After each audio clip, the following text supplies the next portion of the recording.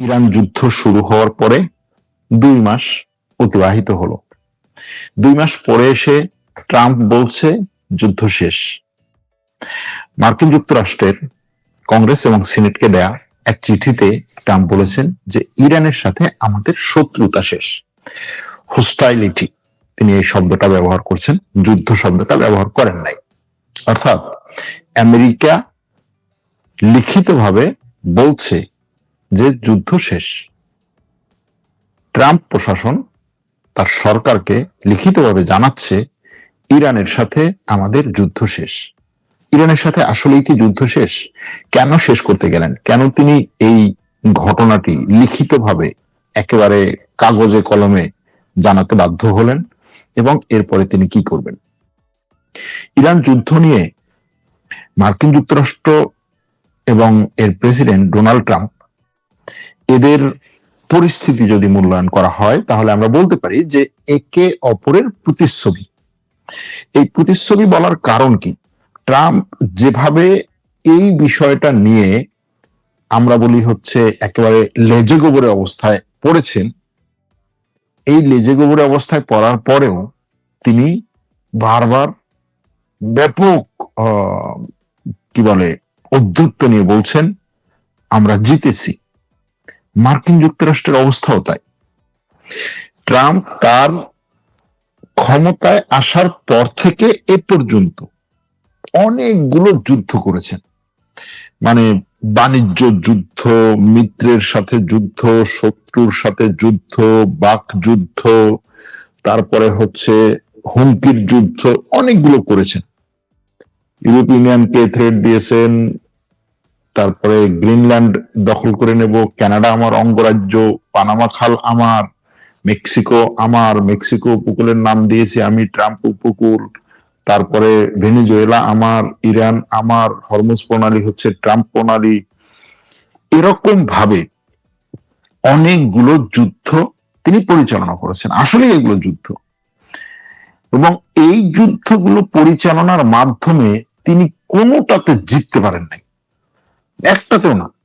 হ্যাঁ, ভেনেজুয়েলার ক্ষেত্রে হয়তো বলা যেতে পারে যে ঠিক আছে, ভেনেজুয়েলার প্রেসিডেন্টকে ধরে নিয়ে গিয়ে এখন ভেনেজুয়েলা তার কথা চলছে, এর বাইরে একটাও এখনো পর্যন্ত না। বাণিজ্য যুদ্ধ, এক পা সামনে আগায় তো 3 পা পিছনে যায়। এখন আবার নতুন করে ইউরোপীয় ইউনিয়নকে বলছে যে ইউরোপীয় ইউনিয়ন থেকে যে সমস্ত গাড়ি আমেরিকা যাবে সেই সব গাড়ির উপরে 25% শুল্ক আরোপ। কেন? কারণ হচ্ছে তার কথা অনুযায়ী ইউরোপীয় ইউনিয়ন আমার সাথে তাদের যে চুক্তি হয়েছিল, যে কথা হয়েছিল, সেই কথা তারা মানে নাই। ট্রাম্পের কথা।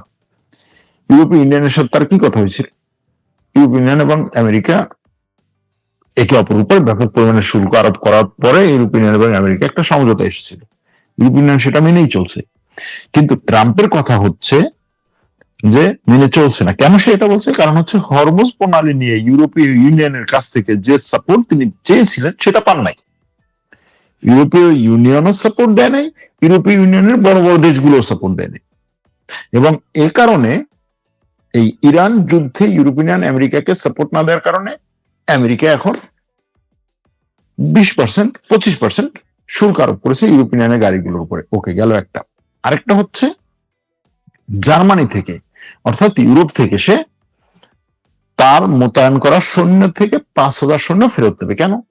তোমার উপর আমার কোনো বিশ্বাস নাই, তোমার উপর আমার কোনো ভরসা নাই, তুমি আমার কথা শোনো না, তুমি আমার নিরাপত্তা দেবো না, তুমি আমার সাথে হরমুজ প্রণালীতে আসছো না, তোমাকেও আমি নিরাপত্তা দেবো না, আমি 5,000 সৈন্য নিয়ে গেলাম।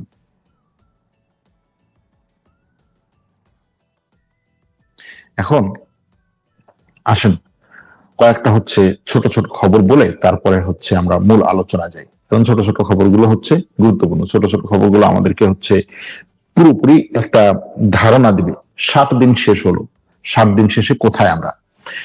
আমেরিকাতে ট্রাম্পের বিরুদ্ধে ব্যাপক পরিমাণে বিক্ষোভ চলছে। গতকাল ছিল মে দিবস।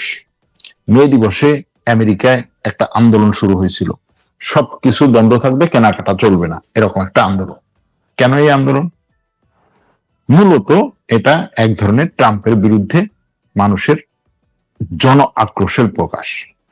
এমনকি বিভিন্ন জায়গায় বিক্ষোভকারীরা সরাসরি বলছে যে ট্রাম্প হচ্ছে একটা মানে পাগল মানুষ, এই পাগল আমাদের আসলে প্রেসিডেন্ট হওয়ার যোগ্য না। প্রশ্ন হচ্ছে প্রেসিডেন্ট হওয়ার যোগ্য না, এর বাইরে যে ছিল সে কতটা ভালো ছিল, এই প্রশ্ন বা আমেরিকার রাজনীতিতে নেতৃত্বে এখন যারা আছে এদের কয়জন হচ্ছে মানে এই পাগলা টাইপের মাথা ছাড়া আছে, এটা একটা প্রশ্নের ব্যাপার। কিন্তু তারপরেও তাদের কথা হচ্ছে যে একটা নির্বোধ এবং পাগল মানুষ, সে যেভাবে আমাদেরকে এই ইরান যুদ্ধে ঢুকিয়েছে, এটা আমাদের যুদ্ধ না। এমনকি আমেরিকার জনগণের 67% মনে করে ইরান যুদ্ধে ঢোকা ঠিক হয় নাই, এবং 57% মনে করে যে আমেরিকা এই যুদ্ধে আসলে হেরে গেছে,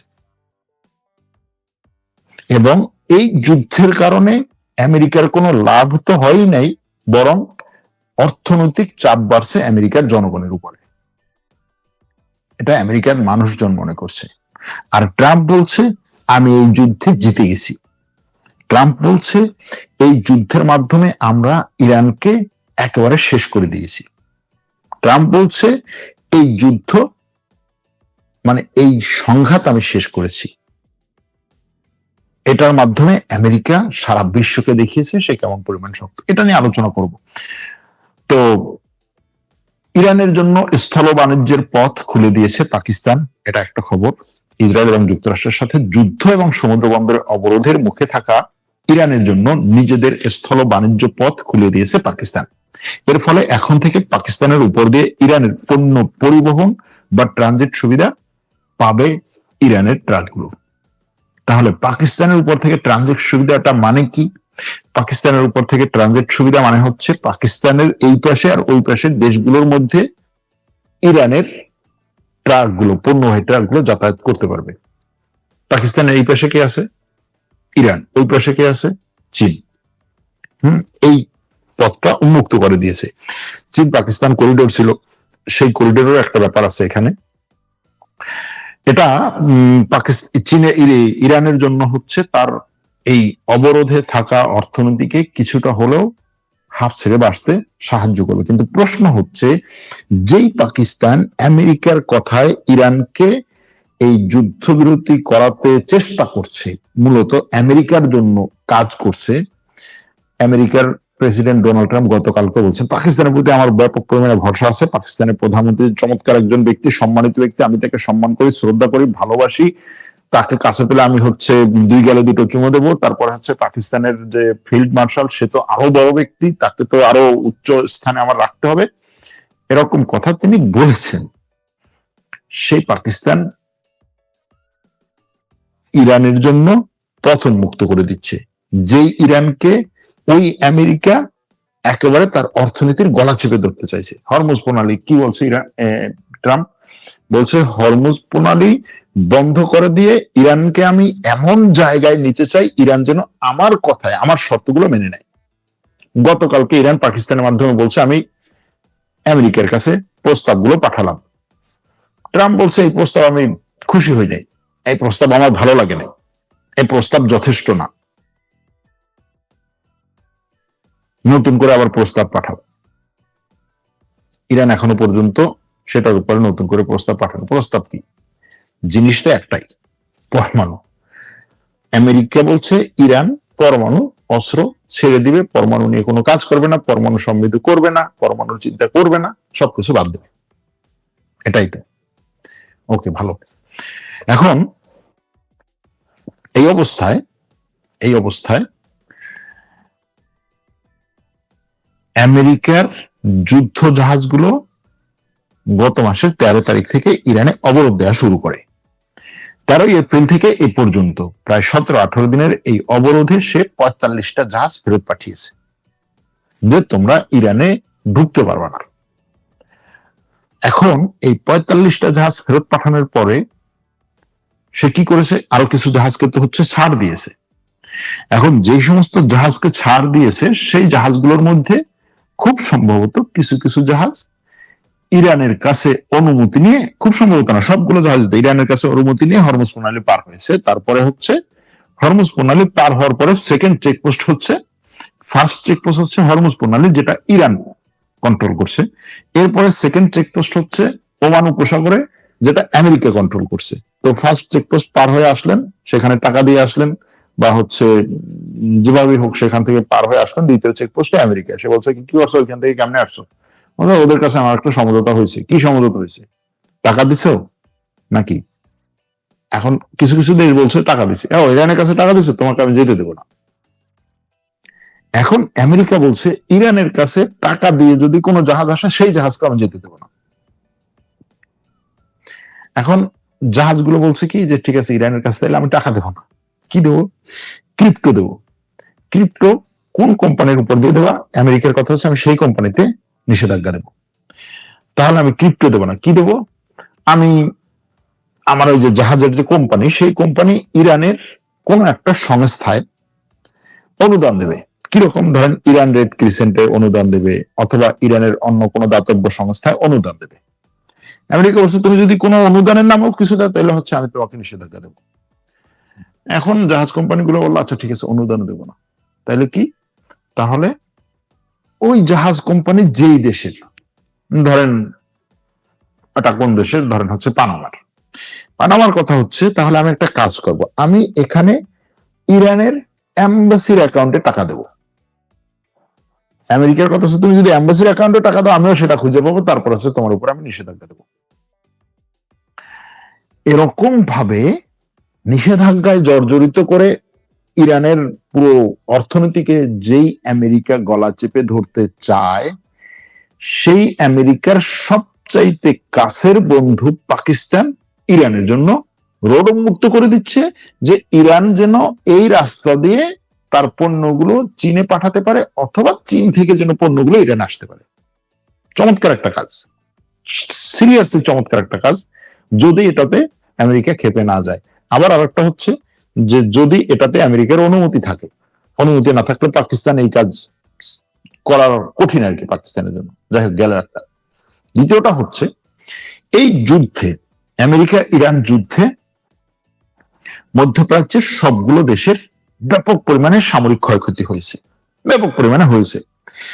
সবচাইতে বেশি হয়েছে মধ্যপ্রাচ্যের এই দেশগুলোতে থাকা আমেরিকার ঘাঁটিগুলো।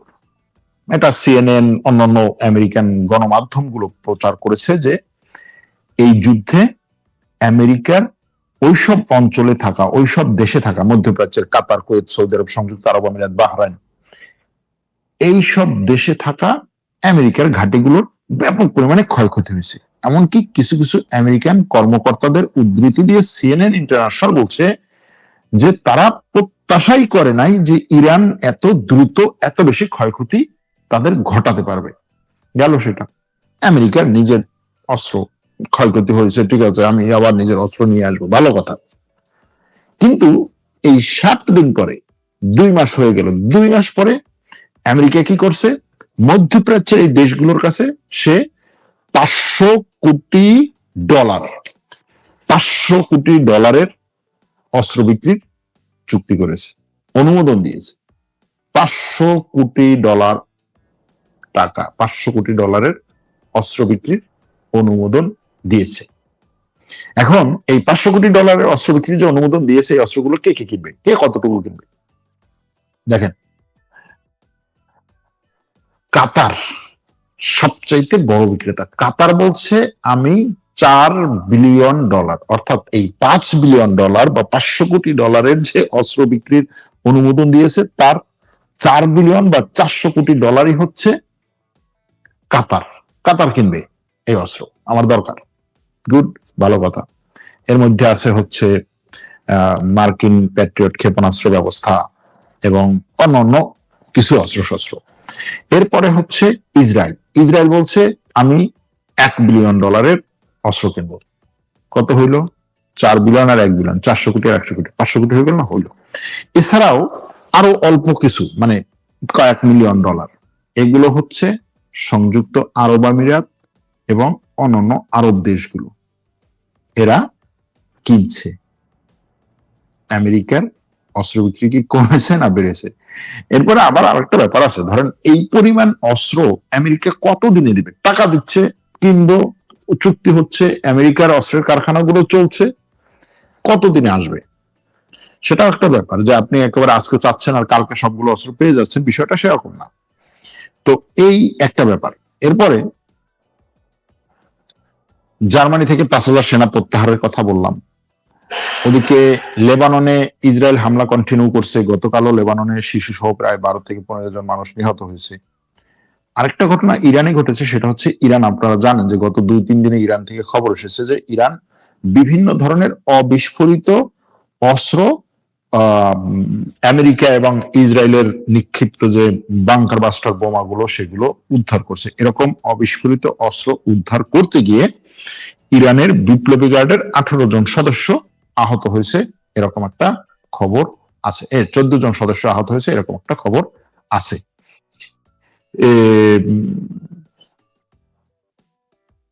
ইরান যুদ্ধ ঘিরে ইরানে বিভিন্ন ধরনের পরিস্থিতি সেটা হচ্ছে আরো খারাপের দিকে যাচ্ছে, এটা বলছে সংযুক্ত আরব আমিরাত।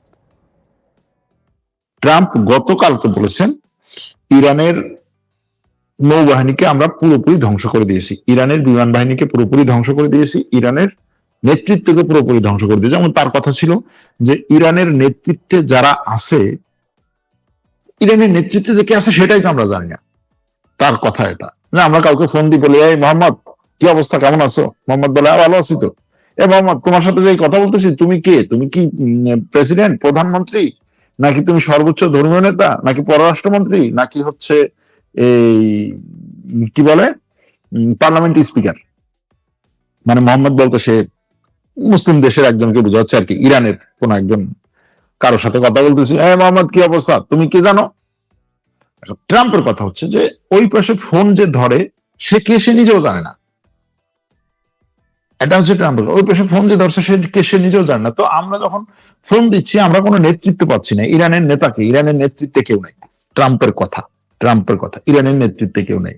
তো ভাই নেতৃত্বে যদি কেউ না থাকে তুমি কি ফোন দাও এরকম যে আন্দাজ হচ্ছে আমি মোবাইল ডায়াল করলাম আর হচ্ছে একজনের ফোনে দিল, এই তোমার নাম কে? মোহাম্মদ। মোহাম্মদ তুমি ইরানের কে?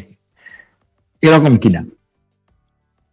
আন্তর্জাতিক ভাবে ডিপ্লোম্যাটিক ওয়েতে ফোন করতে হলে আপনি কার কাছে ফোন করছেন, সেই অফিসে, সেই জায়গায়, সেখানে অনুমতি নিয়ে তার সাথে আগে যোগাযোগ করে ফোনের দিন তারিখ ঠিক করে তারপর আপনি ফোন করতেছেন। এত সহজ তো না যে হচ্ছে বলে হ্যালো মোহাম্মদ কি অবস্থা। এখন ট্রাম্পের কথা হচ্ছে এইরকম। এজন্য গত 7 দিনে ট্রাম্প আসলে একই কথা বারবার রিপিট করে এবং সেটা নিয়েই হচ্ছে আলোচনা হয়। তার একই কথা রিপিটের পরেও আমেরিকার বিভিন্ন সরকারি সংস্থা বাস্তব তথ্যগুলো বের করতে হয়, কারণ হচ্ছে আমেরিকার বিভিন্ন সরকারি সংস্থা রাষ্ট্রের গুরুত্বপূর্ণ ব্যক্তিদেরকে, বিশেষ করে প্রতিরক্ষা মন্ত্রীকে যেভাবে গলা চেপে ধরে প্রতিরক্ষা মন্ত্রী উত্তর দিতে বাধ্য হয়। পার্লামেন্টারি কিছু কমিটি আছে, সেই কমিটির কাছে প্রতিরক্ষা মন্ত্রী, পররাষ্ট্রমন্ত্রী এদের একটা নির্দিষ্ট সময় পর পরে গিয়ে জবাবদিহি করতে হয়। সেখানে টেলিভিশনের সামনে তাদের প্রশ্ন উত্তর পর্ব হয় এবং সেখানে যে কোনো এমপি মন্ত্রীকে প্রশ্ন করতে পারে। তো সেই ক্ষেত্রে মন্ত্রীকে, ধরেন এদের এই যে প্রতিরক্ষা মন্ত্রী যাকে তারা যুদ্ধমন্ত্রী বলে, সেই যুদ্ধমন্ত্রীকে প্রশ্ন করা হয়েছিল, আচ্ছা তোমরা কি 2015 সালে ইরানে যখন আক্রমণ করেছো তখন কি ইরানের পরমাণু স্থাপনাগুলোকে ধ্বংস করতে পেরেছিলে নাকি পারো নাই? সে বলছে অবশ্যই আমরা ধ্বংস করতে পেরেছি, সেটা তো আমাদের ছিল সবচেয়ে সফল একটা আক্রমণ, 12 দিনের যুদ্ধ। সেই যুদ্ধে আমরা ইরানের সব পরমাণু অস্ত্র স্থাপনাগুলোকে ধ্বংস করেছি। চমৎকার কথা না? চমৎকার। তারা তাকে প্রশ্ন করেছে, তাহলে এই যে ইরানে এখন ট্রাম্প যে আক্রমণটা চালাচ্ছে এবং বলছে যে ইরানের পরমাণু এবং পরমাণুর সাথে সম্পৃক্ত ইউরেনিয়াম, সমৃদ্ধ করা ইউরেনিয়াম, এগুলোকে আমরা নিয়ে আসব, এগুলোকে আমরা দেশের বাইরে নিয়ে যাব, এগুলোকে আমরা সেখান থেকে জোর করে নিয়ে আসব, আমরা ইরানের পরমাণু সক্ষমতাকে ধ্বংস করার জন্যই এই যুদ্ধ করছি, তাহলে এই যুদ্ধ কেন চালাচ্ছ? উত্তর দেয় নাই। আবার ধরেন তাকে প্রশ্ন করা হয়েছে যে আমরা হরমুজ প্রণালী যে অবরোধ করলাম, আমেরিকা, আমরা যে হরমুজ প্রণালী অবরোধ করলাম, কার বিরুদ্ধে আমরা হরমুজ প্রণালী অবরোধ করলাম? বলো যে ইরানের বিরুদ্ধে। ইরান হচ্ছে এই হরমুজ প্রণালী অবরোধ করছে, আমরা ইরানের নৌ বন্দরগুলোকে অবরোধ করছি। আচ্ছা, ইরানের নৌ বন্দরগুলোকে আমাদের অবরোধ করার জন্য এতগুলো জাহাজ কেন দেয়া লাগলো? ধর এতগুলো জাহাজ দেয়া লাগবে কারণ হচ্ছে ইরানের নৌবাহিনী আছে, ইরানের নৌবাহিনীর জাহাজগুলো আছে, তাদের বিরুদ্ধে তো আমাদের যুদ্ধ জাহাজ দেয়া দরকার। তাকে প্রশ্ন করা হলো, ট্রাম্প তো 2 দিন আগে বললো যে ইরানের নৌবাহিনী শেষ, তাদের নৌবাহিনীর যুদ্ধজাহাজগুলো সব সাগরের তলদেশে একেবারে চুপচাপ করে বসে আছে, তাদেরকে হচ্ছে ডুবিয়ে দেওয়া হয়েছে, ধ্বংস করে দেওয়া হয়েছে, তাদের নৌবাহিনীর কিচ্ছু নাই। বলে না না না না না, তাদের নৌবাহিনী ধ্বংস করে দেওয়া হয়েছে কথাটা সঠিক না। তাদের নৌবাহিনীর সক্ষমতা এখনো পর্যন্ত এমন পর্যায়ে আছে যে আমাদের উপরে তারা হুমকি সৃষ্টি করতে পারে। কার কথা? আমেরিকার যুদ্ধমন্ত্রীর কথা। আমেরিকার যুদ্ধমন্ত্রীর কথা। ইরানের নৌ সক্ষমতা, ইরানের নৌ শক্তি ধ্বংস করতে সক্ষম হয়নি মার্কিন বাহিনী। আমেরিকার যুদ্ধমন্ত্রী এবং পেন্টাগনও এটা স্বীকার করেছে। পেন্টাগনও বলেছে ইরানের নৌবাহিনীর সব যুদ্ধজাহাজ ধ্বংস করতে মার্কিন সামরিক বাহিনী সক্ষম হয়নি বলে স্বীকার করেছে যুক্তরাষ্ট্রের প্রতিরক্ষা সদর দপ্তর পেন্টাগন।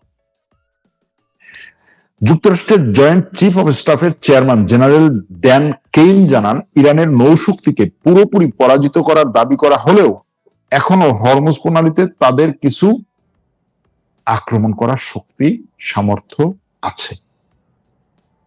কি হলো? এই হলো। এখন এই অবস্থায় পাল্টা হামলা আমেরিকা করবে কিনা? ট্রাম্প বলছে আমি যুদ্ধ শেষ করে দিয়েছি। কংগ্রেসের কাছে চিঠি পাঠিয়েছে, এই কংগ্রেস তুমি ঠান্ডা থাকো, ইরান যুদ্ধ শেষ। এখন প্রশ্ন হচ্ছে 7 দিন শেষে এসে কেন তিনি কংগ্রেসের কাছে লিখিতভাবে দিলেন? কারণ হচ্ছে 1973 সালে আমেরিকার সংবিধানে একটা আইন যুক্ত হয়। আইনটা হচ্ছে, যদি আমেরিকার প্রেসিডেন্ট কোন জায়গায় একটা যুদ্ধ পরিচালনা করতে চায় আমেরিকার সৈন্য পাঠিয়ে, তাহলে সেই যুদ্ধ পরিচালনার আগে কংগ্রেস থেকে অনুমতি নিতে হবে। যদি কংগ্রেস থেকে অনুমতি নেয়ার মতো সময় তার না থাকে, সে যুদ্ধ শুরু করবে, কিন্তু শুরু করার পরে 7 দিনের মধ্যে কংগ্রেস থেকে তার অনুমতি নিতেই হবে। 7 দিনের মধ্যে মানে 2 মাসের মধ্যে যদি কংগ্রেস থেকে সে অনুমতি না নেয়, 2 মাসের মধ্যে তার যুদ্ধ শেষ করতে হবে। ট্রাম্প এই যুদ্ধের শুরু থেকে বলছে আমি এটাকে যুদ্ধ বলছি না, এটা যদিও যুদ্ধ, আমি যুদ্ধ বলছি না, কারণ হচ্ছে কংগ্রেস থেকে আমার অনুমতি নিতে হবে, আমি সেই অনুমতি নিতে পারবো না, সুতরাং এটা যুদ্ধ না। কিন্তু তারপরেও আমেরিকার আইন কানুনের ফাঁকফোকর যতটাই সে খুঁজে বের করার চেষ্টা করুক, পরবর্তীতে তাকে আটকাতে পারে। এই বয়সে কি বলছে যে তুমি যদি এটাকে, এই কংগ্রেস তুমি যদি এটাকে পরবর্তীতে যুদ্ধের সংজ্ঞা দিয়ে আমাকে আটকাতেও চাও, তারপর আমি তোমাকে বলতেছি দেখো ইরানের সাথে আমার যে কনফ্লিক্ট বা সংঘাত ছিল সেটা আমি 60 দিনের মধ্যে শেষ করে দিয়েছি, আর নাই সংঘাত। লিখিতভাবে এটা বলছে। আবার তার ট্রুথ সোশ্যালে বলছে সব কার্ড আমার হাতে, ইরানের হাতে কোনো কার্ডই নাই। ইরানের হাতে কিসের কার্ড, কিসের হরমুজ প্রণালী, সব আমি, এখন শক্তি আমার, আমি যা বলবো ইরান সেটা মেনে নেবে। আবার বলছে ইরানের সাথে আমার যুদ্ধবিরতিতে যাওয়ার ইচ্ছা আছে, ইরান চায় একটা যুদ্ধবিরতি, কিন্তু তারা যে শর্তগুলো দিচ্ছে সেই শর্তগুলো আমি মানি না, সুতরাং যুদ্ধবিরতি না হলে আমি আক্রমণ করব। তাহলে কি? এখন দেখেন এই যে 7 দিনের যে নিয়মটা, 7 দিনের নিয়মের একটা বিষয় হচ্ছে যে 7 দিনে আপনি যুদ্ধ বন্ধ করলেন, এখন আমি ঘোষণা দিলাম যে যুদ্ধ বন্ধ, যুদ্ধ শেষ হয়ে গেছে। যুদ্ধ শেষ হলেই তার আমি সৈন্য সেখান থেকে একেবারে একদিনের মধ্যে নিয়ে আসতে পারবো না। তাহলে কি? তাহলে ওই আইনটাই বলছে যে 7 দিনের মধ্যে আপনি যুদ্ধ বন্ধ করলেও আরো 30 দিন সময় আপনাকে দেয়া হবে আপনি ওই সৈন্যদেরকে দেশে ফিরিয়ে নিয়ে আসার জন্য। এখন আমেরিকা এই অঞ্চলে তার সৈন্য এখনো রাখছে এবং দেশে ফিরিয়ে নিয়ে যাচ্ছে না, এমনকি আরো নতুন নতুন অস্ত্র এবং সৈন্য সে এই অঞ্চলে পাঠাচ্ছে। প্রশ্ন হচ্ছে, ট্রাম্পের ঘোষিত এই যুদ্ধ শেষ হওয়ার যে বিষয়টা, সে ইরানের সাথে যেহেতু কোনো চুক্তি করতে পারলো না, সেহেতু সে কি এই পরিস্থিতিতে তার সৈন্য দেশে নিয়ে চলে যাবে? আমার কাছে মনে হয় না। কেন মনে হয় না? আপনি লিখিতভাবে দিয়েছেন ভাই 7 দিন শেষ, আমার যুদ্ধ শেষ। 15 দিন পরে আবার বললেন যে ভাই যুদ্ধ শুরু হয়েছে, আরো 7 দিন পাবেন, কারণ যুদ্ধ শুরু করতেছেন, আবার 7 দিন তো পাবেন। এটা ট্রাম্প ইউজ করতে পারে। আমি জানি না আমেরিকার হচ্ছে এই আইন কানুনের ফাঁকফোকরকে হচ্ছে আমেরিকার আইনজীবীরা কতটা হচ্ছে ইয়া করে আর কি, মানে তাদের মতো করে তো আর আমরা জানবো না, ওটাকে হয়তো আরো বিস্তারিত তাদের বিশ্লেষণ আছে যে 7 দিন পরে, কতদিন পরে আবার নতুন করে একটা যুদ্ধ শুরু করতে পারবে প্রেসিডেন্ট। এরকম হতে পারে যে ঠিক আছে 7 দিন তো আমি তো লিখিতভাবে তোমাদেরকে জানিয়েছি যে 7 দিনের যুদ্ধ শেষ, এটা নিয়ে তোমাদের আর মাথা ব্যথা নাই। আবার 3 দিন পরে 5 দিন পরে না আমি তো হচ্ছে 7 দিনের যুদ্ধ শেষ করছি, এখন নতুন করে আবার আক্রমণ করতে হবে, এটা নতুন আরেকটা যুদ্ধ, নতুন আরেকটা নাম দিয়ে বা নতুন আরেকটা ইয়া দিয়ে। হ্যাঁ, সে যদিও এটা নাম দিছে অপারেশন, এরকম হতে পারে যে সে নতুন করে আবার হচ্ছে ইরানের উপরে আক্রমণ চালাবে। এবং যেটা মনে হচ্ছে যে ইরান খুব সহজে আমেরিকাকে ছাড় দিতে চাচ্ছে না। আর আমেরিকাকে ছাড় দিতে না চাওয়ার কারণে ট্রাম্প ইরানকে নিয়ে যে একটা বিজয় বিজয় ভাব সেটা সে এখনো পাচ্ছে না, মানে তার যে খায়েশ যে একটু বিজয় বিজয় হোক আমি এটা পাবো, এখনো পাচ্ছে না। আর অন্যদিকে ইসরায়েলকেও কনভিন্স করতে পারছে না। ইসরায়েলের প্রেসিডেন্ট প্রধানমন্ত্রীর কথা হচ্ছে এই ট্রাম্প, তুমি এই যুদ্ধ যতদিন পর্যন্ত কন্টিনিউ করবা আমি ততদিন পর্যন্ত তোমার অ্যাপিস্টাইন নিয়ে কোনো কথা বলবো না বা ঝামেলার সৃষ্টি করব না। আর যদি তুমি যুদ্ধ বন্ধ করো তাহলে অ্যাপিস্টাইন সামনে আসবে, অথবা তুমি আরেকটা কাজ আমার করে দাও। ট্রাম্পকে তারা বলছে আরেকটা কাজ আমাকে করে দাও, সেটা কি? সেটা হচ্ছে আমি নেতানিয়াহু আমার নামে যে দুর্নীতির মামলা আছে এখন চলছে ইসরায়েলে, সেই দুর্নীতির মামলাটাকে তুমি তুলে দাও। তুমি চাপ দাও ইসরায়েলের প্রেসিডেন্টের উপরে, তুমি চাপ দাও ইসরায়েলের হচ্ছে এই আদালতের উপরে, আইন বিভাগের উপরে, তারা যেন আমার উপর থেকে দুর্নীতির মামলাটা তুলে নেয়। তারপরে তুমি হচ্ছে এই ইয়া করো, সমস্যা নাই, মানে যুদ্ধবিরতিতে যাও, অতটা ঝামেলা হবে না, তারপর আমি লাগে আবার আক্রমণ করে চালাইলাম। এরকম একটা পরিস্থিতি। ট্রাম্প আবার হচ্ছে ইসরায়েলের রাষ্ট্রপতিকে এবং ইসরায়েলের আইন বিভাগকে চাপ দিছে যে তুমি নেতানিয়াহুর উপরে যে হচ্ছে দুর্নীতির মামলা আছে সেই মামলাটাকে তুলে নাও, নিচ্ছে না তারা।